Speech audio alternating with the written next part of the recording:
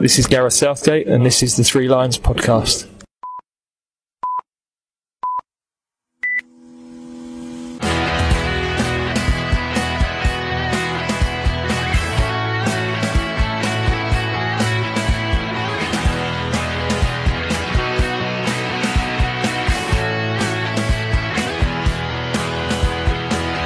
Hello and welcome to the Three Lions podcast. My name is Russell Osborne and this is an independent England football supporters podcast.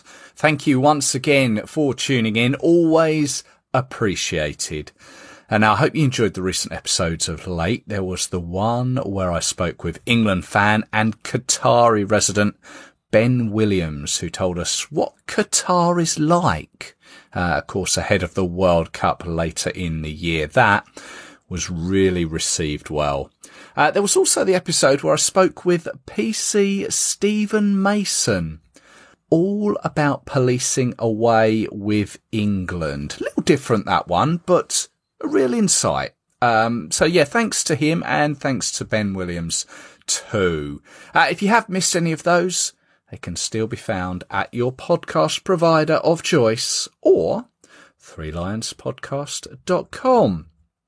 Now, coming up, our national team. They have 4 games in the space of 10 days. Let's just quickly run through those. We've got Hungary away in Budapest, Saturday the 4th of June. That one, behind closed doors. We've got Germany away in Munich on Tuesday the 7th of June. Very much looking forward to that.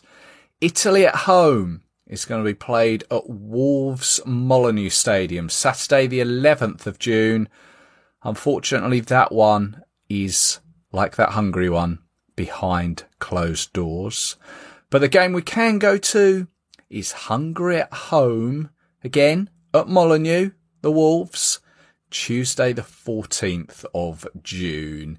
If you're unable to go to any of those games, they'll all be on terrestrial TV. Channel 4 is the place to go. With this being the preview episode, I'm hoping that once all the fixtures are played, I can round it all up with a review episode. And as with all the preview episodes, I'll try and speak with people who know more than I do. Plus, got a little guide to Wolverhampton for you. But before we get on to those, let's take a look at the squad Gareth Southgate announced. He announced it Tuesday the 24th of May. It is a 27-man squad. Ideal, really, considering the amount of games to be played. One would imagine that there's going to be quite some rotation throughout. But even with 27 players, he still can't please everyone. Many regulars or certs, maybe in some eyes, haven't made it. But we'll come to those in a moment. But I think on the whole, it's generally a squad that the majority are pleased with. If you go with the reaction on social media. And that doesn't really happen often. But that squad is as follows. We've got 3 goalkeepers. These are probably the 3 obvious ones. Jordan Pickford, Nick Pope and Aaron Ramsdale. 11 defenders. Trent Alexander-Arnold, Connor Cody, Mark Gui, Reece James, James Justin of Leicester City. We'll come to him. Harry Maguire, John Stones, Fikayo Tomori, who of course has just won Serie A with AC Milan. Kieran Trippier is back after he's recovered from his leg injury. Kyle Walker and Arsenal's Ben White. In midfield, we've got Jude Bellingham, Conor Gallagher, Mason Mount, Calvin Phillips, Declan Rice, and free kick master James Ward-Prowse. And up front, 7 strikers. Tammy Abraham. Jared Bowen is in. West Ham's Jared Bowen. Phil Foden, Jack Grealish, Harry Kane, Bukayo Saka and Raheem Sterling. I know you like the stats on it all, so let's run through where those players come from. There are 5 from Manchester City, 3 from Arsenal, 2 from Chelsea, 2 from West Ham, 2 from Crystal Palace, 1 from Everton, Burnley, Liverpool, Wolves, Leicester, Manchester United, Newcastle United, Leeds United, 1 from Southampton, 1 from Tottenham, and 1 each from the 3 overseas clubs, Dortmund, AC Milan, and Roma. So the oldest player amongst those is Kyle Walker, who turned 32 on the 28th of May. Same birthday, in fact, as Phil Foden. Same birthday as my mother. Happy birthday, Mum. Youngest, Jude Bellingham, who is 18. Most capped player is Raheem Sterling on 74 caps. And of course, the most goals in amongst that is Harry Kane, currently on 49 goals. Will he beat Wayne Rooney's 53 goals during this international window? Not sure. We'll see. He's certainly been given the opportunity, no doubt. Of course, national captain. Across the squad, though, it is one with an average age of 25.1. It is a squad that has 593 caps and 96 goals. So there are 2 new names in Gareth's thinking. Jarrod Bowen of West Ham. He finally gets the call, deservedly so. Unfortunately, missed out the last squad, didn't he? Missed out through injury last time around. But I think he is the one player that most of us can agree deserves a cap. He's worked his way up from Hereford to Hull to the Premier League to the Europa League, hasn't he, with West Ham? Now to the England squad, where he'll most likely get his first cap. So well done to him. Fully deserved. James Justin, perhaps the surprise one, well, was for me. I'll hold my hands up and say, perhaps I hadn't taken enough notice of Leicester of late. Justin, he's a versatile defender. He can play left or right back. He's 24 years old. He's got 8 under-21 caps under his belt. So he's always been on Gareth's radar.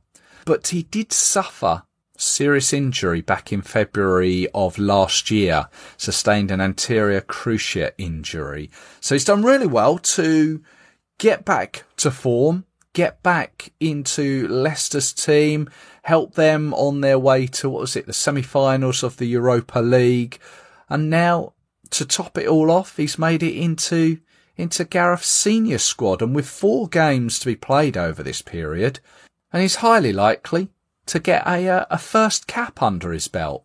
Because, if he's able to play left back, that does appear to be the place where we are a bit shy of the left back department.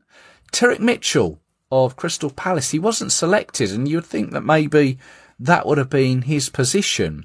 Obviously, with Luke Shaw and Ben Chilwell both injured. So, yeah, that probably is where he will slot in on that left-hand side. Now, strangely, in his press conference, Gareth announced that despite picking Crystal Palace's Mark Gui, he may not play a part in any of the 4 games, as he's currently injured with an ankle problem. He didn't play a part in Crystal Palace's last game of the season, that 1-0 win over Manchester United. So whether we have to do a little edit on this, we'll find out. He may drop out of the squad, and someone else may come in. Who knows? We'll wait and see.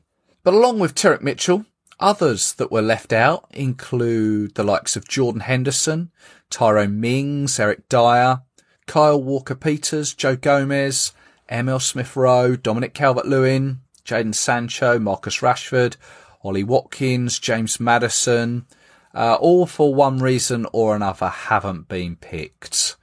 But I guess the other one is Brentford's Ivan Toney. But from what I can gather, he still hasn't committed to who he wants to play for. Apparently he's eligible for Jamaica just as much as he is for England. But as far as I'm aware, he hasn't made that decision. So This is 4 games where it appears he's not going to get an opportunity to represent England. But it was an interesting and varied press conference Gareth gave after announcing the squad. Obviously, he was asked about those players who were in and those that were out. But he also gave his thoughts on the recent pitch invasions that have occurred in English football, be it playoff matches, be it Manchester City's title win. And he was quoted as saying, "It is a reflection of where we are in the country at the moment." He was also asked about Blackpool's Jake Daniels and also spoke about fans going to Germany and the responsibilities we have. And just one on the sort of conversation about fan behaviour in general. Obviously, the Hungary game is behind closed doors, but the Germany one isn't. We all know the rivalry between the two countries. What would be your message to the fans who are going to Munich? Well, I doubt they'd listen to it, really, because we're always sitting giving those messages. But frankly, if people are going to cause trouble, it's not going to make a jot of difference what I say about it. I just think we're representing the country, so is everybody that travels, and we should be good ambassadors for our country and leave a good impression. That thousands of football fans every year do that, and are welcomed back and are greeted warmly by people all around Europe when they travel. And so I think everybody that leaves this country and goes on holiday or goes to watch football matches has that same opportunity and responsibility.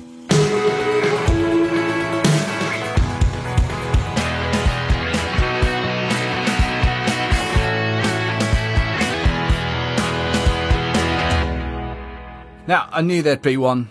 Since the squad was announced, we have had a dropout. Arsenal's Ben White has withdrawn injured, and he's going to continue his rehab back at Arsenal.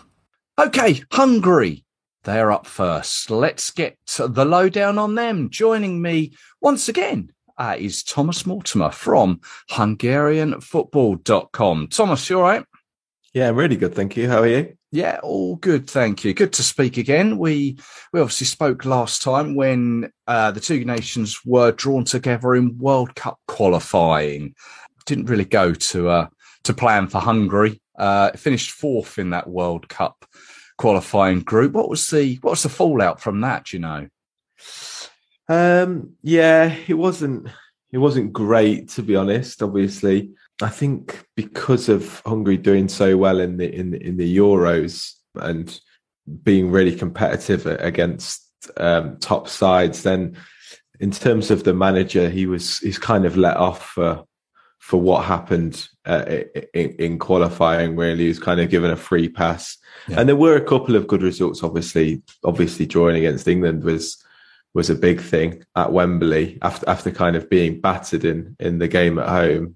And obviously the racist scenes, which were horrendous to witness, that was kind of a shining light in a very inconsistent campaign, really. Like Hungary lost at home to Albania, lost home and away to Albania, put up some good performances against Poland, and obviously beat Andorra and San Marino. So it was, a mixed bag, really.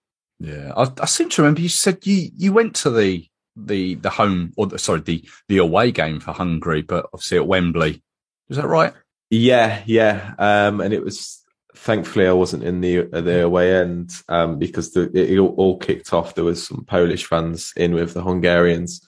I'm not absolving the Hungarian fans of blame at all, but it was kind of the Polish fans who caused the incidents with the police. And it was chaotic, and that was right from the start. And it was like, oh god, here we go again, a bit of fan trouble when Hungarians are involved. But yeah, on the pitch at least, Hungary put them in a really good performance and did the nation proud, really. Yeah, some unsavoury scenes that we saw that, and the result of that, or one of the results of that, was this forthcoming game in Budapest on Saturday, the 4th of June, will be behind closed doors, or technically behind closed doors. But I've read that there will be school children in attendance for that one, which will at least gives it some sort of atmosphere. Yeah. I mean, I guess like the worst thing about like the closed doors thing is the atmosphere on the telly. It's just, as we all saw during lockdown, it was quite tedious to watch football when it's being played behind closed doors, and the last thing you want is that fake crowd noise, because I never got along with that. So at least there is kind of some kind of support in the crowd, though it might, because it's school children, it might be very high pitched. It's like a Schoolboys International. I seem to remember watching those before, and it's quite high pitched, as you say. The manager has picked his squad. I've noticed that from it there are 3 from Hungarian champions Ferencváros, and there's 3 from Leipzig. There's not many familiar names to me personally, other than Callum Styles from Barnsley, who when we previously spoke, we don't think you're saying he just sort of arrived on the Hungarian scene, or sort of that's where he'd put his allegiances to. Yeah, so I think when we were speaking about it last time, there was a big strong debate and big strong rumours that he was gonna declare for Hungary. At that point, Barnsley were not doing very well in the Championship, and I think at 22 he probably realised at that point that he was never going to play for England. The other option that he could have had would be to play for Ukraine, but because of the citizenship law over there, that he would have had to revoke his citizenship from Britain. He couldn't have dual citizenship, which you can with Hungary. So I think by the sounds of it, became quite a straightforward decision for him. He really wants to play international football. The reason why he can play for Hungary is because of his grandparents who came over to England during the revolution, and he's not had the greatest season with Barnsley. I mean, Barnsley themselves didn't have a great season; they got relegated. But the season before that, he was awesome, and I think he will stay in the Championship this year, and it's really quite a cool story. I think it'll be the most spoken about thing before the game and probably during. Just an English guy who doesn't speak Hungarian playing for Hungary against England. It's quite a story, and he like I say, he's really good. He's one of the better players technically in the Hungarian side already, which may be an indicator of how strong or not this Hungarian team is really. What position is he playing? So he plays a number of different positions for Barnsley. He's played a lot on the right wing this season. He can play left midfield. He's left-footed. He can play centre midfield. For Hungary so far, he's played that left wing back. It's a position that Hungary aren't very strong in. So he's kind of come in and fitted perfectly into that position. He's also played in centre midfield. So I expect him to probably start at left wing back, and he might drift in centre midfield later in the game, I reckon. Okay. And is there any other players that we should be sort of taking note of? I think the one in terms of flair and something that might be created in an exciting perspective is Dominik Szoboszlai, who's Hungary's kind of star boy. He's had a decent-ish first season in the Bundesliga. Like, I think some people expected him to take it by storm, but he's done pretty well. He scored a fair few goals, got a fair few assists, and Leipzig obviously ended up winning the cup, qualifying for the Champions League. So he's had a pretty good first season in the Bundesliga, and he's only 21.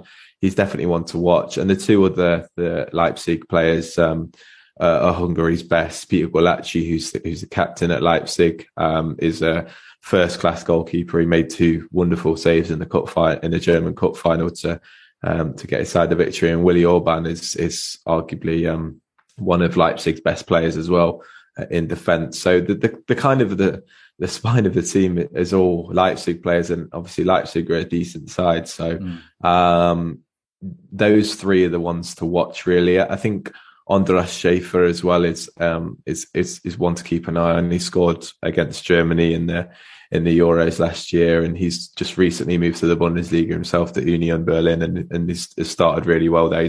He's quite young at 23, so he's maybe one to look out for too. Cool, I see. Well, last year the two teams met within a couple of months of each other. It was September was the away game, and October was the game at Wembley. This time, those two games are a lot closer together. 10 days. Saturday, the 4th of June, as I said, is the away one. Tuesday, the 14th of June, is at home. I say at home. It's at home in England, but it's going to be played at Wolverhampton. And there's a little bit of history with Hungarian football and Wolverhampton, isn't there? Yeah, there is.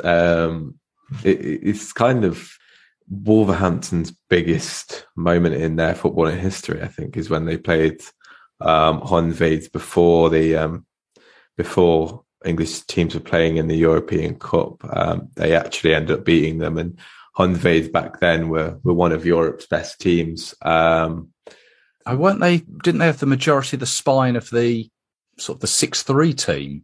Yeah, exactly. Yeah. So when Wolves beat them, it was kind of almost like a redemption thing for that. Like to beat that team was seen as being like a monumental achievement. Really, I don't know how seriously Honvéd took it. I mean, I'm coming from a Hungarian perspective, so I might say that, but like from what I've read from a Hungarian perspective, that it wasn't taken as seriously as Wolves took it at the time. But I think it was still a very, very big game, though it was only a friendly. It was it was huge, and like I say, it's one of Wolves' biggest achievements, I think, as a club, because that's when they were at their best during that time period.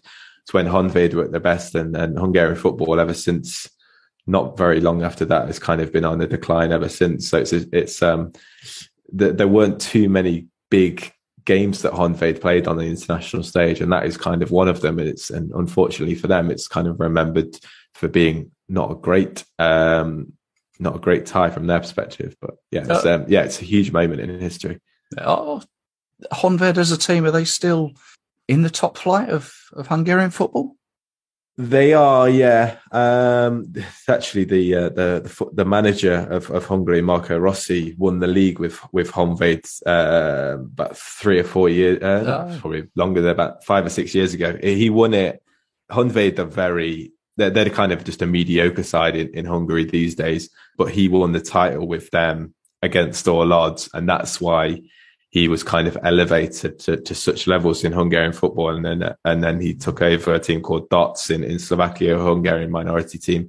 And he got the job almost because of his win with Honvéd, taking a mediocre side to glory. So, they're not the biggest team. Ferencváros are the biggest team in Hungary these days, undoubtedly. But they are still kicking it about, and that until very recently they were still playing at the ground where the mighty Magyar team played. It was very, very old. Oh, really? Yeah. So you're planning on going to the game at Wolves? Fingers crossed. I'm just waiting on my accreditation to be accepted by the English FA. So if that goes through, then I'll be there. Cool. Well, maybe I'll see you there. Hungarianfootball.com, obviously, you're still writing for that? Yeah. Oh, and there, and I should have an article on Hungarian football, and the fact that a few of the Hungarian team are actually not Hungarian, and the fact that there's a lot of foreign players playing in the league is kind of a take on the politics side of the Hungarian football system. I'm writing for Balkan Insight, which should be live over the next few days as well. Great stuff. We'll link to that as and when it comes out. Let us know when it's out there. Cool. Thank you. Will do. Tom, thank you very much for joining us, and maybe we'll speak again. Great stuff. Thank you for having me.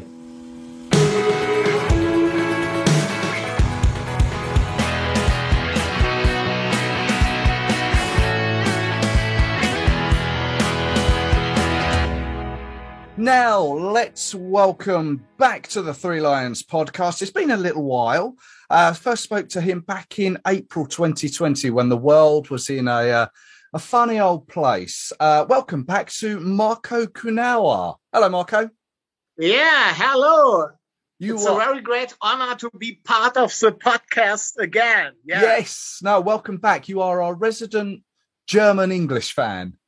Yeah, I'm a German, but I'm only English fan. I'm unfortunately not England in my blood, but England in my heart, England in my brain. And I only live for England. Yeah, unfortunately born in Berlin and in Germany, but thinking English, eating English, yeah, looking English. You love your fish and chips. Yeah, for sure. Well, I mean, for anyone that didn't hear the conversation with Marco first time around, it's episode 90. I'd highly recommend go have a listen to that and hear some of Marco's stories. It's great the way his English mentality, which he's got over there in Germany. But the reason we're chatting today, and I'm actually talking to you just before you're going on holiday for a little while. So thank you very much for this. But Germany in Munich is coming up, isn't it? Yeah. It's a very, very main event also here in Germany. Or I think also the Germans can't wait for the match because after the COVID pandemic, it's only a few weeks ago that the arenas are full crowded again. And that's the main event after the pandemic, and everybody can't wait for it. Yeah, I think the arena is totally sold out.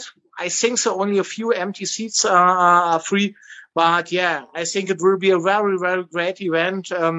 We hope all for very good weather, but at Munich at this time in the year, normally very good temperatures. The sun is shining, the beer is waiting for us. Yeah. Love it. I love that. Have you ever been to the Allianz Arena before? No, unfortunately, only when we are going to Austria for skiing. We passed by the arena, but I am not a very great supporter or a very great fan from Bayern Munich. So unfortunately, I have never been in the arena before, like, I think many English guys and sisters. And yeah, I can't wait for it. But from the videos and from the TV and so on, it looks very amazing with a very good atmosphere. And yeah, can't wait for it. Yeah, no, you're right. It is Tuesday, the 7th of June. So it's been played in the Allianz Arena, home of Bayern Munich, who once again are Bundesliga champions once again. But Germany and the Nations League has had I know that the Nations League has only had sort of 2 runs so far. Germany in it haven't had the best of runs. The first time they were relegated and then reprived. And then the second time around finished second to Spain. I think they had Switzerland in their group as well because they drew 3-3 with them. And then they were defeated 6-0 to Spain. What's the Germans' thoughts on the Nations League? Do you know, do they take it seriously? Yeah, it's a very good question, but to answer it, you have to know that the chief instructor, Löw, Jogi Löw, isn't anymore the chief instructor. We have a new chief instructor, Hansi Flick, his former assistant. And Hansi Flick is very, very motivated to show the fans, the supporters from Germany, and the whole country that Germany is back on the international stage again. And because of that, the Nations League was, you are right, in former times not very important for the German team, but now in front of the World Championships at Qatar, it has become more and more important, and it's a very, very important proof for the German team because England is the first really serious opponent. For a few games which are coming up in front of the World Cup, and so it's to answer the question, it's very important now it's very important. That's the best expression. Now it's very important. Unlike in former times where it hasn't the important, the important point to the German supporters, to the German team. But now it's very important with a new coach. Yeah. Yeah. So do German supporters look on Hansi Flick as a good manager now? Because obviously Joachim Löw, he had a bit of a towards the end of his spell, it wasn't going well for him. Yeah, that's true. In the beginning, Jogi Löw was a hero, or kind of hero here in Germany. But in the following times, in the following years, he had very great problems and difficulties to reach his own team. Yeah, and there were some troubles inside the team. And at the end of his period as a coach from the German national team, he wasn't very lucky, and he wasn't very successful. And now Hansi Flick is a very different person to Jogi Löw. Jogi Löw was serious, and he was speaking, not very aggressive, and Hansi Flick is a different kind of type. He's a little bit more aggressive. He says we want the success. We want to become the world champions, and we have the wish, not only the wish, but we want the World Cup, and that's the reason why he reaches his own team. The team is looking to him, and they have a new hope, because the old team under Jogi Löw, they were a little bit, not bored, but a little bit, it's going on, and we are playing, and everything is going on. But Hansi Flick demands from his players, he wants that they spend everything to have the success. And if they don't play what he wants, and if they don't give all for the German team, they are not longer part of the team, and that's what he said, and that's what he does, and it's good for the German team to have Hansi Flick. I see. Well, I mean, Joachim Löw's last game in charge of that German national team, from an English point of view, was a great day. It was a day that I was there at Wembley. It was the day that England beat Germany in Euro 2020. What was it like in Germany? What was the feeling there losing to England? And yourself, how did you react for that game? Yeah, that's a very good question. Yeah, to begin with the most important thing is I had lucky-wise tickets for the match. Tickets for the match for the eighth final against Germany. We booked the flights. We wanted to go to England, but because of the COVID pandemic, it wasn't possible for me to go to England. And I was very, very disappointed. That's from my own point of view. And to answer your question, where did I see the match? Unfortunately, at home, I had flags outside of my balcony, England flags in a German area where everyone flagged with German flags, And all the fucking German neighbors hated me because they know I'm only loving England and we support England. In front of the match, we played England songs, 3 lines on my shirt with an open window. And then we watched it. I was online on Facebook. The last 30 minutes I was online on Facebook, and I was crazy. I was crazy when we had the possibility to beat Germany. And for me and my wife and my son and so on, it was the best day of my life to beat the old enemy Germany in a great match and at a competition. It was the best day of my life, you know. And the neighbors were, excuse me the expression, but they were really fucked off. And a very interesting story for you. I was free for work. I had holidays. I said to my bank officer, to my bank chief, I'm going to Rome in case that Germany will beat, that England will beat Germany. And he said, yeah, it's no problem. And yeah, you are fine. We are fine with it, and go to Rome. But one day after England was beating Germany, I got a call from my chief in the bank, and he said, there are big problems with the pandemic, with COVID. Don't go to Rome because you will bring COVID. And yeah, we didn't think that England will beat Germany. And what the fuck is going on? And don't go to Rome. And I said, Chief, you are my chief in the bank, but you are not the chief of my life and not the chief of my heart. And I go, whatever you say, and everything is legal, and I'm vaccinated. So shut up. Yeah, let me be an England fan. But they were really fucked up in the bank because they made a big party, a German party, and they flagged everything with German flags, and they invited German fans to the bank. Yeah, and they were so disappointed, and I was the most hated enemy for a few weeks. Yeah. Oh, so did you go to Rome? Did you go to Rome then? No. I didn't go to Rome because all of my friends were not going to Rome, and I had tickets for Rome, but all of my friends were not going to Rome. And I didn't want to go alone, and had only the possibility to meet some guys at Rome.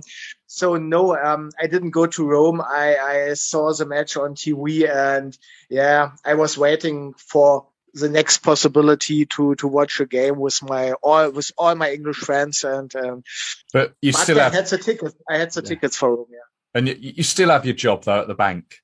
I still have my job by now, but now I'm not. I'm not in the old office. I changed to another office, and there are a lot of football fans. Yeah, and they are open-minded. They are Turkish ones. They are French ones, and everyone supports another team and another nationality. So we are multinational, and so they say, England is okay. Support your England. We support Turkey. We support Switzerland. We support France. It's okay. Now they are more open-minded and more multi-international than the old colleagues and chiefs in the old office. It is a world game. It's a game for everyone. So I'm glad. For sure. Yeah. So obviously, the game is being played in Munich. Now, I know you yourself, you're based up in the north of Germany, so it's going to be a journey for yourself.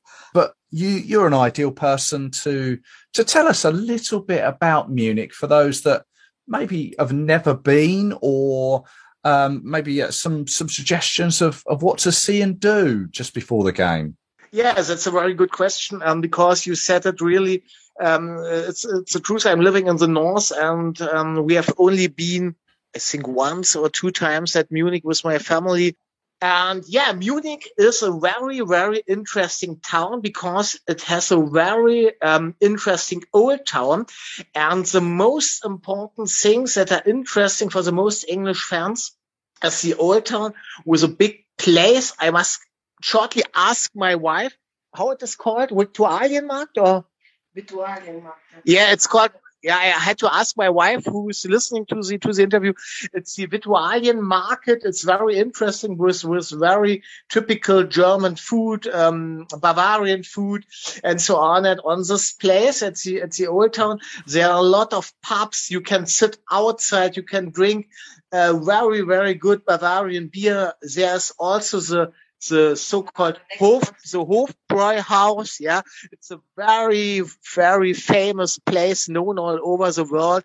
A very big pub, a typical Bavarian pub where you can drink and celebrate and drink the so-called Mass. In Germany, they call it Mass. We want to order a Mass. It's a very big glass of beer. Yeah, and then my wife recommended, I asked my wife, Heike, in front of this interview, what can I recommend to all the English guys and girls? And she said they have to visit the English Garden. The English Garden is a garden a little bit outside from Munich with a lot of pubs, in a very green area. And there you can celebrate, there you can sit outside, there you can drink beer. typical Bavarian food, typical Bavarian beer, and I think it would be a very good idea to go to the English Garden and drink there by typical, perfect German sunny weather, a mass of Bavarian beer. Yeah. The typical Bavarian food, I've heard, is it boiled white sausage? Yeah, right. Yeah, it's a white sausage with mustard, with sweet mustard. Yeah, that's right. That's a typical German food when you go to Munich and in Bavaria. Yeah. And is it what do you call it? Sauerkraut with that. Sauerkraut, yeah, with sauerkraut, yeah. That's right. So that's something to experience. Now, German beers. Munich is famous for its 6 German beers, isn't it? There's you've mentioned the Hofbrauhaus. They have their beer. There's Lauenbrau, Augustiner, Paulaner, Hacker-Pschorr, and Spartan, I believe. Yeah. Yeah. You could work at the Hofbrauhaus. You know every famous beer in Bavaria. Yeah, for sure. That's Go on, the most, which one is the best German or Munich beer, in your opinion? Wait a moment. That has to answer my wife. Wait, Okay. the best Munich beer. What? Hacker-Pschorr or what we would recommend? The most of commercial is Paulaner. Okay, the most commercial one. Okay. Yeah, Paulaner, and I prefer what you said, Hacker-Pschorr. But unfortunately, in the north we drink other beers than in the south, and because of I've not been so often in the south of Germany, I'm not the expert of the beer stores. So I think, Russell, you are more expert than me. What the sorts of beer at Munich will be? Yeah, Okay. unfortunately, Well, it might disappoint one or other English fan, but yeah, that's unfortunately the truth. well, I shall try them all. Hey, I think that's the best idea. That's the best right. idea. And I'll report back. One thing I've heard that a lot of English supporters have been talking about, and you may know a little bit about this. There is, for those that maybe are travelling into a different city and moving on to Munich, there is a train, or is it Deutsche Bahn, are doing a €9 ticket. Is that something you are aware of? Yeah, but it's in the government just installed a €9 ticket, and you can use it in the month of June. Yeah, I think. Yeah, but I have not the perfect information about it because it's a very new information, and I don't know if it's working for foreign fans too. I don't know exactly, but I can imagine that it will work. Yeah. Munich is, I think, it's a Deutsche Bahn, and you can use the €9 ticket with every train or bus you want to use. All the public traffic you can use with a €9 ticket. Yeah, normally it must be possible to buy this ticket at a normal store, at a Deutsche Bahn store, everywhere where we can buy tickets and buy the €9 tickets, and then you can use with this ticket every train, every bus, every public transportation system, and it should be possible. Yeah, but the information is very new. I haven't the final information about it. Okay, well, it's certainly something that we can look into. One more thing I seem to remember: at the English Garden, do people surf there? Is there like a river where people surf? Yeah, that's true. Yeah, there's a little. Yeah, that's true. You have good information. Yeah, there's a little river, and you can surf in this little river. Yeah, It's not a big river, but yeah, that's true. It's a little kind of little sensation in the English Garden. Yeah, that's true. I'm not saying that England fans should be going to actually surf, but it's something to certainly go and watch for 10, 15 minutes.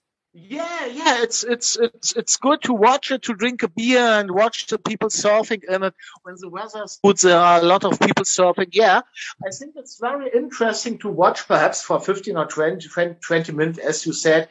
But I think the English garden is so fantastic, and you have other things to do, like enjoy the sun, enjoy the perfect atmosphere. It's really, really amazing over there. Yeah. Yeah, no, I'm really looking forward to just taking a wander around Munich before the game. But getting on to the game, obviously Germany will have plenty of recognisable players that have either played over here in the Premier League or players that we're aware of, your likes of Neuer, Rudiger, Sane, Havertz, so all those famous names. But come on then, from your perspective, what's the score going to be? I think it will be really a hard match. In the end, I think England wins the match. 3 for England, 2 for Germany. I think that will be the final result. So similar to, that was the result of a game in Berlin a few years back, wasn't it? Right. I enjoyed the game in Berlin. It was a brilliant atmosphere, and hopefully it will be the same result for England. And be sure, when we win the game, the match, the party is really going on. Even if we lose the match, the party is also going on. Look forward to it. Marco, thank you very much for your time. And hopefully we can say hello in person this time. That would be very, very nice. And hopefully we meet for a typical Bavarian beer and celebrate the match and the win from our loved England. Sounds like a deal to me. Marco, I know you're in your hotel just shortly before going on holiday. So, all the very best. Thank you to yourself, and thank you very much to your wife as well. Yeah, she said bye-bye. Bye-bye. Oh, have a good time. Oh, Auf Wiedersehen. Yes. Yeah, thank you very much.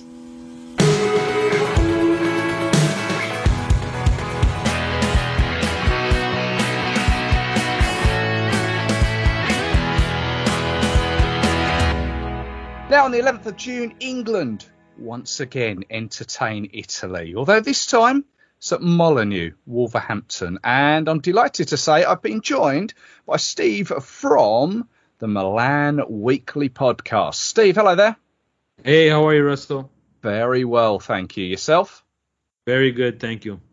Been a good year for you guys, hasn't it, from the Milan Weekly Podcast? Yeah, selfishly, Russell, I have to say it's been a good year being Italian and being someone who has been a lifelong fan of Milan. It's been a great couple of months of calcio and football here in Canada and abroad there for many reasons that we'll talk about.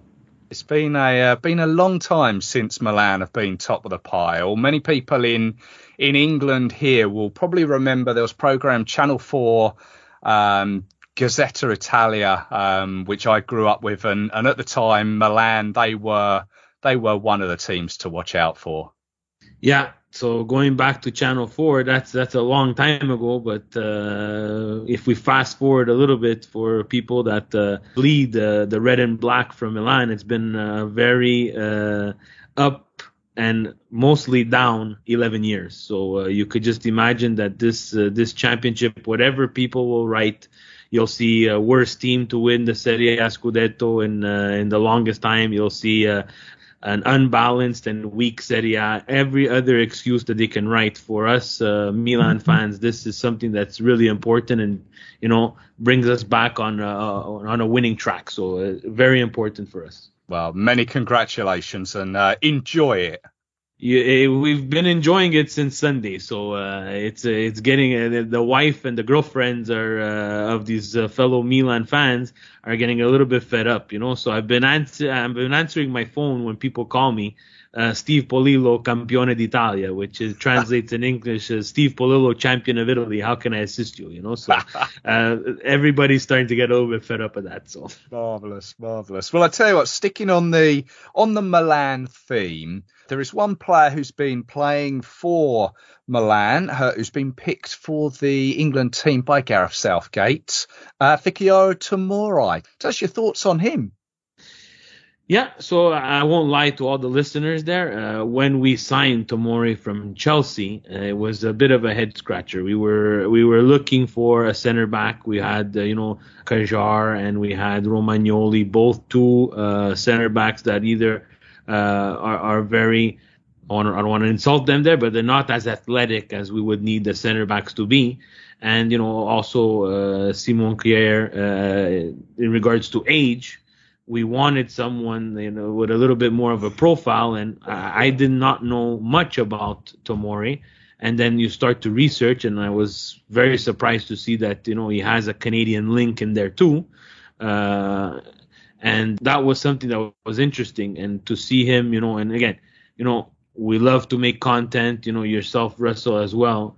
We're only privy to the content that we see on YouTube and, and whatever highlights you can find. So I didn't know really much about him, but he's been a pleasant surprise. He's been one of Milan's extraordinary signings because he's become that modern day center back, right? Very athletic, very good first pass, intelligent.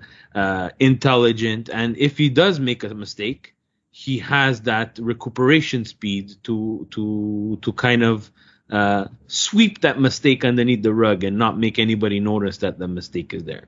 And, for me, Russell, it was a head scratcher why it took so long for England to call him up. And, someone that it's not any fault of his own, but Harry Maguire has not had the best of seasons with Manchester United. And this is not something that, hey, it's happened 1 year. This is as soon as he made the switch for the big money move, he had this humongous pressure on his shoulders, and it looks like he can't play football anymore. And coming from a league, Italians were known for that defensive-minded attack, which doesn't really exist anymore. But you see his play compared to Tomori's play, and you scratch your head. Why did it take so long to call him up? Well, we shall see. Perhaps this will be his opportunity to stake his claim in the England team, and maybe be somewhat ironic if he does end up starting against Italy in the game at Wolves. We shall see on him. It's going to be very exciting watching his journey. Now, let's get it out of the way. Last year's Euro final. How did you perceive it all? How did it go down in the Italian community that you were in? Yeah, so for me, like I said before, I'm Italo-Canadese and I live in Montreal, which is a city in the province of Quebec here in Canada. Montreal is a humongous Italian community. It's huge. It spreads from the east end of the island all the way to the west end of the island. And, there's a central part close to downtown, which is Little Italy, that has a whole bunch of Italian cafes, a more of Italian feel. But Montreal in itself is very European, right? So, we have pubs like Burgundy Lion where they'll be showing Saturday morning, Sunday morning. They'll be showing every single EPL game, right? And there is also that wow factor of the EPL, right? So the EPL, I call it the marketing juggernaut of football. Did a fantastic job, and in marketing EPL in the English Premier League to Americans, which are the humongous consumers. And when you market things well, everybody gets on the bandwagon. So there you walk around the city, you'll see the Manchester City jerseys, you'll see the United jerseys, the Chelsea jerseys, you'll see them. And, and the Italian community, we kind of latch on to Serie A and pick our Italian team. So you'll see the Milan jersey, you'll see the Juventus jersey, you'll see the Inter jersey, Lazio, Roma, Napoli. And it's nice to see. But the Euro transforms Montreal, Russell.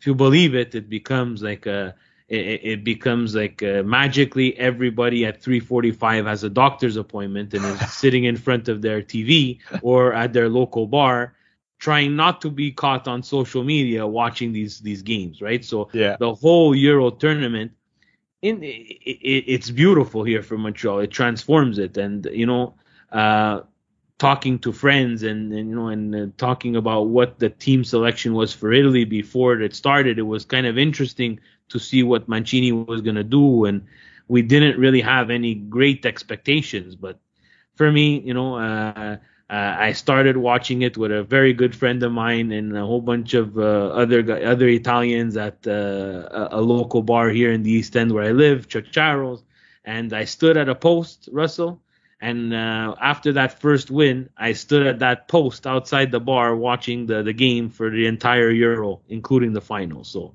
a little bit of superstition. That's the Italian side. That's the back to the motherland superstition. And, it was a Euro that was needed after all the stuff that we went through. With COVID, people were able to get out, get together, watch things together. Yeah. I think it was like really good for society and in humanity. And again, for us, the cherry on the cake was Italy actually going all the way and winning it. But my expectations, I would be lying to you and everybody who listens if I say, hey, Russell, I knew they were going to win. There was really games where I was like, how did we even get out of these games? But that's the recipe for the short tournament, right? And that's what you need to figure out. You need to figure out how you can combine luck, talent, and who's going to peak at that perfect time, right? So we saw Chiesa peak. We saw Spinazzola peak until he got injured. We saw Donnarumma peak as well. And the veterans kicked in, Chiellini, Bonucci.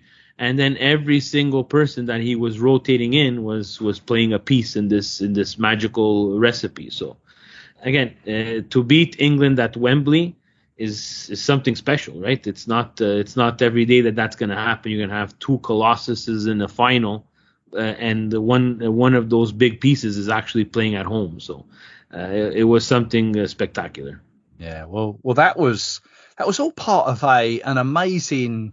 Was it like 37 games unbeaten, and sort of you peaked up there, you won the trophy, and then you just crashed. Well, I'm in the World Cup, like obviously losing to North Macedonia. In between that, obviously that run of unbeaten games came to an end in the Nations League, I believe. Yeah. And obviously Mancini's still in charge.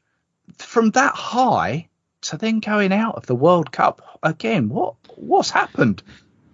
It's a couple of things, Russell. It's one, there's always that lull and that drop in form after a long tournament like that.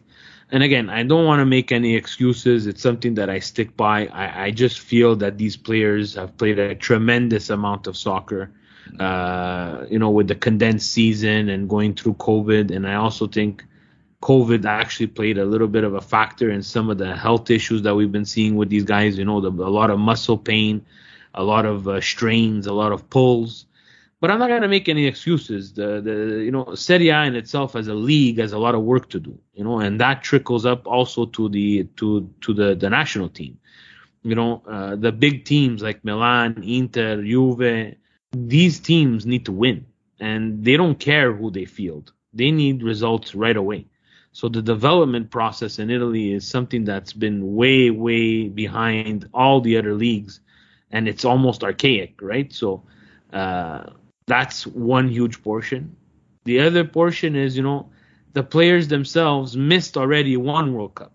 So you lose that experience for someone like Lorenzo Insigne, who, when we missed the World Cup, when we tied against Sweden and we didn't make Russia. Yeah. That was a tournament we knew, again, anything's possible, but let's be honest. We knew that if we were going to go to Russia, we were not winning the World Cup that year. There were many better teams than us, more stacked, more deep. But that would be a great experience for guys like Insigne, Chiesa, Spinazzola, whoever he wanted to bring in that tournament to say, hey, come and enjoy the ride. This is what the World Cup is. This is what it means. They didn't get that. They never got that. and then you make the Euro, you win the Euro, and now you're qualifying to. And again, the biggest point is Italy has no one else to blame but themselves. People can point at Jorginho, they can point at whoever they want. You need to close out the game, and you need to qualify first in that group before you get to these playoff rounds. And you see what the playoff rounds do. There's one last thing that I want to say. Maybe the people listening are not going to agree. But one other thing is that I believe the winner of a X tournament, if it's the winner of the Euro, that winner should automatically qualify for the World Cup. Because in the World Cup, you have the best teams. The best team from Europe should be the last Euro winner. Whether you like it or not, that's what it is. It would reduce the amount of soccer played. And I say the same thing for the African Nations Cup. Every domestic cup in every continent should have a place in the World Cup. They're adding teams, Russell. Every year, every 4 years, we have more teams. Well, let's make it beneficial to a team, example, like Italy, whether they deserved it or not. And I think I can be honest with everybody and say, did they deserve it? No. But as Euro winners, if you take your hat off, they do deserve to be in the World Cup because you want the best of that calendar year or of that year, of that cycle to be in the World Cup. And I would have said the same thing if it would have been England who won the World Cup and didn't qualify. Because the incentive is always money, Russell. Yeah. I don't know why it's always money. You can give an incentive to a nation by just saying, hey, you win this, you qualify automatically for the World Cup. And then it's up to the nation to find a way to get some competitive matches in because you're not qualifying. It rests your players. It's good for the clubs and that own those players. I don't see why it's a huge problem. And I don't know why some people are completely against it when we're going to have in the next World Cup after Qatar, I think we're going to be up to 64 teams? Like soon, let's just invite everybody, right? Russell, why are we qualifying? Let's just invite everybody. Do you know, I've never really thought of that idea. And had you not have said about, obviously, the expansion of the World Cup, I may have thought, not sure if that would work. Obviously, when you count in like your African nations winners, your golf winners, Arab Cup winners, and obviously the Oceania area. But as the World Cup is expanding, perhaps it is a feasible idea. Maybe. It's certainly not to be dismissed. Go on then, tell us about Tammy Abraham. Well, obviously he's a European trophy winner now, recently won with Roma in the, I've lost track of what they, Conference League. But fair play, it's a European trophy to him. How's you seen him? Yeah, so, following Serie A like we do, I love Milan. Everybody's going to see behind, but I love Serie A and I love Calcio. And again, for everybody listening, I watch Premier League too. I wake up Saturday morning and I sit down and I watch the games too. I just love football. I'm an addict to football. So Tammy Abraham, I saw him a couple of times at Chelsea. The appearances that he made, he seemed like it was interesting. But it's such a different game between the EPL and Serie A that when Roma signed him and at the price tag that they signed him, I was like, I'm not sure if this is going to work out. But in the end, you see that he's super athletic. He's very strong. He's very fast. He has a nose for goal. And I think Serie A will fine-tune that work around the net, right? Because it's a bit of a slower pace.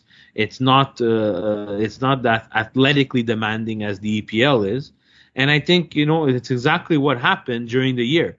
He got better, he got stronger, he got more confident, and he was able to score goals on a Roma team that I'm not gonna say they're not talented, but they underperformed this year. They have some talent there. They had also some injury problems. Zaniolo's another up and coming star.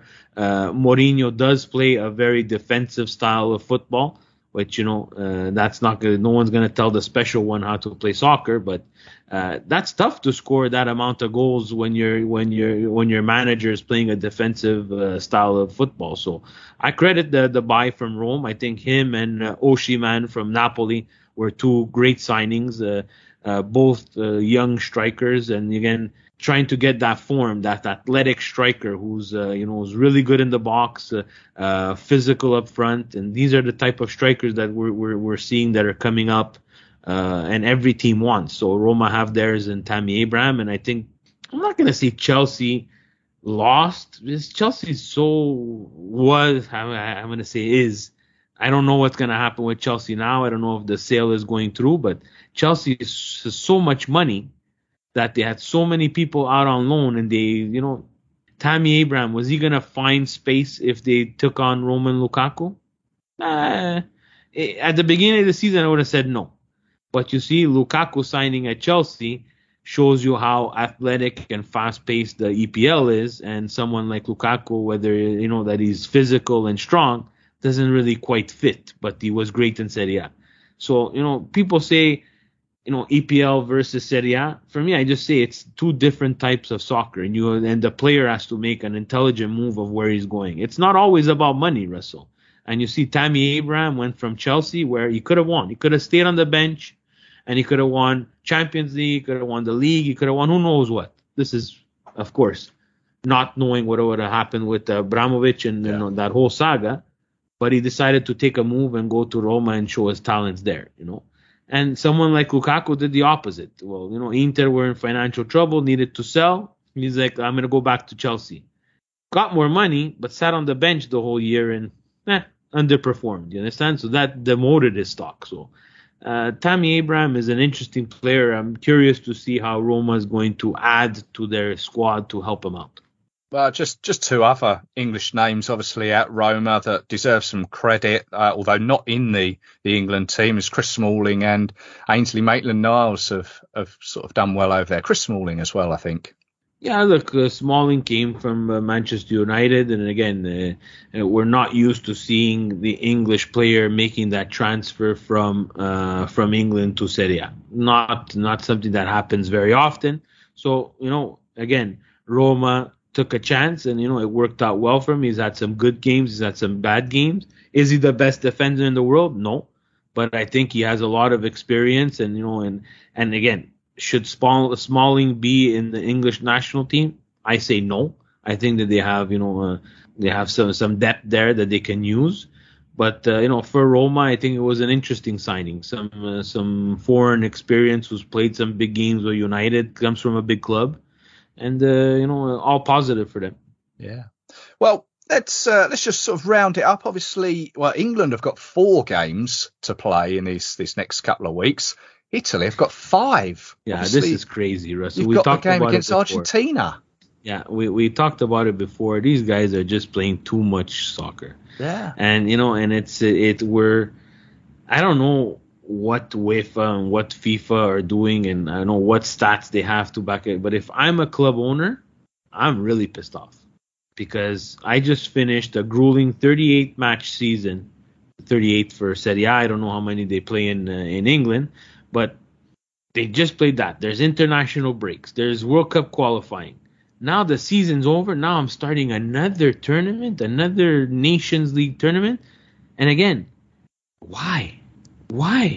Like, it's like, if for the teams that are playing the World Cup, you could have maybe said, you know what, they're like kind of exhibition games for them. But the World Cup's in November. The World Cup's going to be in the middle of winter for us here in Canada. But why in the summer? Why not just give them a break? Like, in the long run, you're only diluting the brand. You're not going to get the best football out of these games. England with 4 matches, Italy with 5 matches because they have this friendly with Argentina to send everybody away for Diego Armando Maradona. I don't know, Russell. I don't know what to think. I'm not a fan of this Nations League. I've never been a fan of the Nations League. I like the Confederation Cup little model that was there. Obviously, they didn't like it because they found something to make more money. Because in the end, that's what it is. It's all about money. And, when the players complain, I kind of side with them a bit. And I would love to know, and I would love to hear more from the owners of these clubs about, hey, man, like, this is like, saying that you own the person is very harsh because it's not that. Yeah. But he's invested in this player. And, I know there's insurance and all that stuff, but, you tweak a knee here, you get, heaven forbid, something even more serious. Well, this investment that you've done in this player is gone. you don't have that anymore. So interesting times. I think, to be honest, we're still paying for the COVID pandemic, which is why they're squeezing all these games in now. Go on, just tell us where we can find the Milan Weekly podcast. Yeah, so Milan Weekly podcast, we're on all the socials at Milan Weekly Pod. We go on live talking everything Milan and Serie A every Monday nights, 9:00 Eastern Standard Time. Milan Weekly podcast, like we were talking about earlier, we branched out and we created a show that really focuses on grassroots soccer, especially here in Canada. Myself and Marcello Il Presidente, you'll see him on Twitter. We both have kids in soccer, and Canada is known for hockey, but we needed to put a little bit of focus on the local soccer and what they're doing there. So it's called the Local Soccer Show on the same channel as Milan Weekly Podcast on YouTube. You can find this every second Thursday. We have a guest, either local. Russell told me, guys, that he's looking for someone in England to come on the show. So look out for Russell coming and poke you guys to be a guest on the Local Soccer Show. So, it's fun times. I enjoy doing this. For me, Russell, it's 45 minutes to an hour away from regular life, and I get to talk to great people like you about soccer. So, come and check us out, guys. Subscribe to the channel, turn on the notifications, and let's go. Marvellous. I tell you what, when the return leg is played, I will have to pick your brains, because it's been announced today that when England travel to Italy in September of this year, it's been announced that it's going to be at the San Siro. Oh, that's very nice. That's very nice. Yeah. So, you can give us the lay of the land when that comes around. Will do. Steve, thank you very much for your time. Always appreciated. And, love to the guys. Thank you very much, Russell. Thank you very much for having me.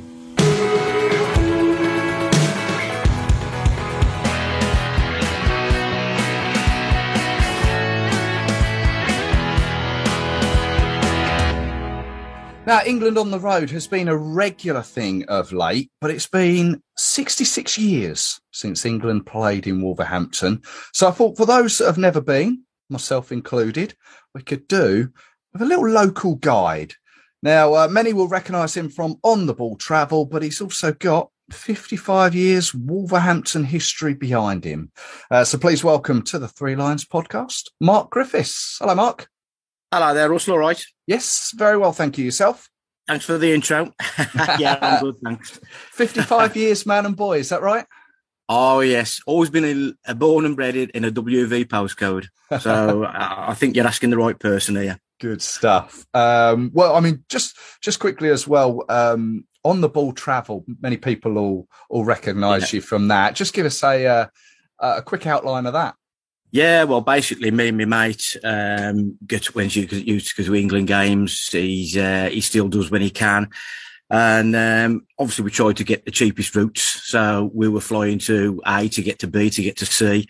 And then I noticed a few other people were in the same city or wherever trying to get to the game. And I thought, I've seen another couple of people do the coaches. And I thought, well, I'll have a bash at that.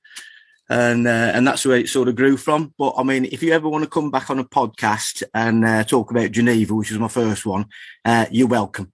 Well, it's a story in itself, but it was my first one. And it was, it didn't start off well, but because I got everybody out the mess, a lot of people stuck with me, knowing that wherever we are, I'll get you there. Good stuff. Well, we'll talk about that some other time. Yeah, that sounds like a date. I've been doing it about 8-9 years, and I think people like to try different towns, different cities. They're not, it's not all about money, trying to get straight to the venue. They just want to, tick off a few boxes of where they've been. So that's what it's all about, really. Plus saving money. No, we're all together on that one. We'll all recognise that. But go on in, Wolverhampton, England playing there on the 11th of June against Italy, which unfortunately is behind closed doors. But the one we're all going to be going to is on the 14th of June against Hungary. I'm fortunate enough to have got myself a ticket. So looking forward to it. But as I said, I've never been to Molineux before. I've never been to Wolverhampton. So, go on, where do we start? How do we get into Wolverhampton? Well, I will first say that many supporters of clubs who have come to Wolverhampton can also say they've not been to Wolverhampton because, in general, it's not very good for away fans because they're coming by train and they're carted off to one pub. So, unfortunately, club games, not many people get to see the pubs around Wolverhampton. So, as soon as it was mentioned it was in Wolverhampton, obviously there was a lot of bad vibes going round. Yeah, no, you don't want to go there. And to be honest, I wouldn't want to go on a holiday there. But as far as club games are concerned, unfortunately, the fans aren't allowed in the pubs in the city centre. Yeah. So they'll have never got to see it. Some will say that's good, some will say that's bad. As far as travelling into it, obviously the easiest is train. Right. And the train station is pretty much central. It's right next to the bus station and literally less than a 10-minute walk to the ground. But not only that, if you come out the train station, if you literally walk in a straight line, you come to pub after pub after pub. I think I've seen it read somewhere that behind Newcastle, Wolverhampton's got the most pubs within a certain distance to the ground. Okay. So as a footballing town, you can't really grumble. Match day for home supporters, it's fantastic. I think it's between 25 and 30 pubs within a 10-minute walk. Oh, it's going to be plenty to choose from then. Yeah, I'm not saying they're all brilliant, but as I say, you've got a great choice. To be honest, you come out the train station, as I say, if you walk in a straight line, you'll come to 10, 15 pubs within 3 or 4 minutes. And then from there, you're 5 to 6 minutes from the ground. So it's very much centralised. Gotcha. As far as roads concerned, yeah, you'll either come in from the M54 Island down the Stafford Road, or you'll either come up the Willenhall Road, but there's not many parking spaces around the city centre. You're not going to find many NCPs or anything like that. The main parking is just outside the city centre. Again, still only a 15-minute walk to the ground. But I'd look to park. If people come in on the Ring Road, they'll see a big Sainsbury's and a Pure Gym, or a gym next to it, the gym. Opposite there, there's an open-air car park in the middle of the Ring Road, and just one off there, Fowle Street. And behind Sainsbury's, the church, I think it's St Mark's Church, I think it is. And yeah, and there's a lot of parking in the streets around there. But if you try and get near the ground, West Park, if you can get round the park and park on the park, round the perimeter, you're okay. But you can't park in the streets around there. It's all permit holders. Right.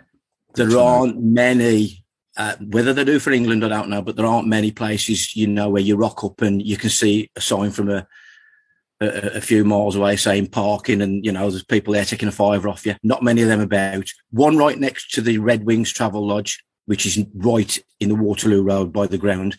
And people coming in from the Stafford Road M54 area, if you drive past Dunstall and the Science Park, there's a lot of parking around there, and that's about a 15-minute walk to the ground.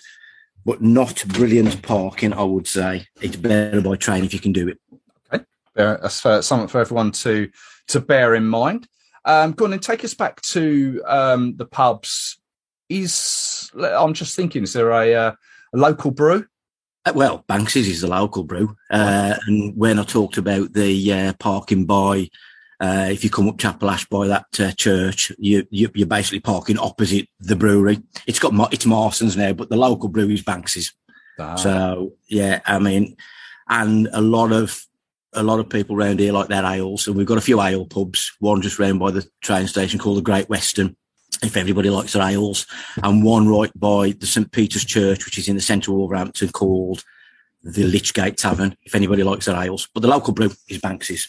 And if you're looking for local delicacies, we haven't got many. They're called orange chips. Right. They're basically battered chips that are orange, and they're absolutely to die for. But whether there's many of them chip shops around the town centre, I don't know. They're normally on the outskirts. Other than that, if people want something to eat, I wouldn't recommend Wolverhampton for restaurants. You've got your pub grub. That's what it is. Basic pub grub. And if people like Indians, I think it's out from about 5 o'clock. The back of the Grand Theatre is the best Indian in Wolverhampton, apparently called the Dilshad, if people want to get their food down there. But as I say, a local delicacy, orange chips. But I think after I went to Middlesbrough, I didn't try a Parmo. I didn't. Well, that's the thing. I tried one. I thought I was advised by one, and I ticked that one off. Or you told me about orange chips. I'm gonna maybe Google that and find some orange chips. Yeah, well, if you go, I've never had it myself, but apparently the local. No, I've had orange chips called galore. Yeah. But grey peas and bacon. It's grey peas. They're boiled, and it's called grey peas and bacon. I've never come across any, but it is the Black Country delicacy. But I've never had any, and I wouldn't even know how to make it. Google it. Grey peas and bacon. Okay, right. Go on then. Take us closer to Molineux. Obviously, I don't know if anyone's listening that would have been to the last time that Molineux hosted an England game back in, was it 1953, 56, I think. But for those that have never been to Molineux, what's around the ground? Not much to do. Asda. Asda. There's the one end, it's the family enclosure end, the Stancullis end. There's a pub on the corner called the Leaping Wolf. Right. Other than that, I wouldn't get yourself to the ground too early. I'd stay in the town centre. I think we know England games is more about drinking. And as I said, there's 25 pubs at least within 10-minute walk. But if you all aim for the church, St. Peter's, which is opposite our local famous landmark, the Man on the Horse. Go on, tell us about that. The Man on the... It's actually Prince Consort, I think, Prince Albert. It's a horse monument, and actually nobody calls it by its real name. It's just the Man on the Horse. So if ever you get lost or you want a meeting point, it's the Man on the Horse, and it's round by Lloyd's Bank, and it's opposite St. Peter's Church. Right. And from that point, you walk alongside St. Peter's Church, and within 2 or 3 minutes, you're at the subway, which you're quite safe to walk under now. Right. Okay. Not perhaps back in the day, but and the subway is the main gateway, as I say, to the Molineux. As you come out the subway, there's sometimes a fan zone on the home games. There's the Jack Hayward statue, and that's where there's a few burger vans and the souvenirs and scarves. That's how they'll all be. But other than that, there's not much around the ground. As I say, it's all in the city centre. It's all basically a drinking culture. Gotcha. I don't know what to say, fortunately or unfortunately there. Well, we'll find out afterwards. But yeah, you've got loads. As I say, if you come out the train station, if you walk, as soon as you come out, you got a pub on the corner, the Sunbeam, which does decent pub food. A pub on the right called Prince Albert. Keep walking another 100 yards, you got the Wetherspoons that everybody will probably aim for. And then keep walking a bit more, and you come to a crossroads. Turn right, you got a couple of pubs, Hogsheads and Royal London, which are 5-minute walk from the ground. Turn left, and there's a few Spit and Sawdust pubs, but there's about 4 within about a 2-minute walk of each other. And that area, if you turn left, there's a few pubs, Old Still, Duke of York, Wheatsheaf. That little area there where your kebab shops and your Greggs and your Subways are. Yeah. But if you're looking for a restaurant, don't bother. Just eat in the pub or grab yourself a McDonald's. I'm not painting a very nice picture, but to be honest, for a football experience, that's all you want, and that's why I'm so pleased it's at Molineux. Yeah, no, it's real. That's what it is. There's no out of town, no trying to get a bus and trying to get a 20-minute, 30-minute walk to the ground. It's just so localised. Not a big stadium, but I would advise anybody who's in the Steve Bull stand. I've said don't get to the ground early. But for some reason, if you're in the Steve Bull stand, which is the stand as you come under the subway, that is horrendous for getting into. So I would get there early. The other 3 sides seem to be okay, but for some reason, the Steve Bull is a nightmare. The queues on that home match day, I don't know why, whether there's not enough turnstiles for the size of the stand, I just don't know. But I would advise anybody going there, get there a little bit earlier. Good to know. I've got a feeling I'm behind the goal. I'm in with the block 109. You're in the South Bank, which is the Jack Hayward. Right. So you're in that area as well. If you're in an S1, SL1, or I think it's up to SL5 or S5, you're okay. If you're in the SW, which is just in the corner between the Jack Hayward and the Billy Wright, it's not covered. So if it's a wet night, I do think they hand out little pack of Max, I think so. But it's not covered. I've never been in it. I just look at it from the opposite end and think, I'd rather not. It should be a nice sunny June night, so let's not worry about that. Let's hope so. I mean, yeah, no, that's great. I mean, is there anything else that you want to chip in? I just think the irony of it is, and what's nice about it, is the fact that it's the first game at Molineux since whatever you said, 60 some odd years. But the irony is, Wolves were the pioneers of floodlit football. Yeah. And the most famous game was the game versus Honved, the Hungarian champions in 1954. Yeah. I think they played, somebody will correct me if I'm wrong, I think Wolves played Honved shortly after Hungary, the Magyars, or they call them, had stuffed England, I think it was 6-3. Yeah. And the Honved team consisted of mainly the Hungarian players, and it was a floodlit game, and it is famous. I would like to say more than this in that area. I'd like to say it's famous quite worldwide, I'd imagine. Pioneers of the floodlit football and the route to what is now probably the Champions League. And we won that game 3-2. And it's just irony that the first international that we play is against Hungary. Whether you think it's irony, whether you think it's quirky, or whether you think that was boring, I just thought I'd put it in. No, it's I agree. It's all those little things. And from a personal perspective, my dad was actually at that game in 1954. Was he? Wolves versus Honved, and he's 83 now, and he's actually at this game in June. Oh, marvellous.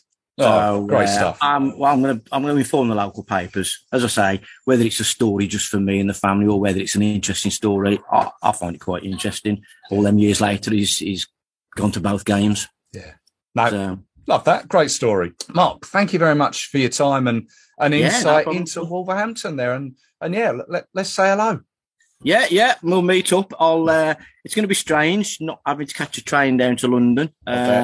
But old habits die hard, so I still think I might go in the Wetherspoons at 9 o'clock in the morning. So if anybody's in Wolverhampton from 9 o'clock, come and say hello. I think it's going to be a long day. Love that. All right, cheers, Mark. And yeah, we'll catch up about On the Ball at some stage. Oh yeah, there's a story. All right, mate. Okay, Russell, that's great.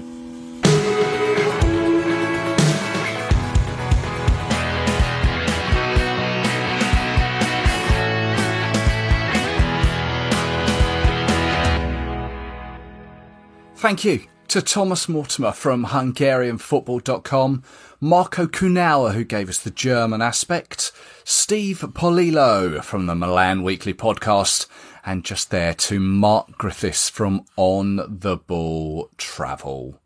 Now, here in the United Kingdom, it is our Queen's Platinum Jubilee. So we have a couple of extra days off in the lead up to the Hungary game. So enjoy those. And then it's Germany away. And actually, speaking of days off, for those going to Munich, you may find that the Monday there is a little bit quiet. Over there on the Monday, it will be a bank holiday. I think they regionalise their bank holidays, but I think there's a bank holiday in Munich, Bavaria area. Now, I appreciate that this has been a longer than usual episode, but with so many games to squeeze in, I think it warranted it. But thanks for sticking with it. Hopefully, it'll be long enough to listen to whilst in transit to Munich or Wolverhampton or wherever you'll be watching the games. Safe travels to you. Enjoy them. And I'll catch up with you very soon for the review episode. And I might even try and squeeze in the next in our World Cup series.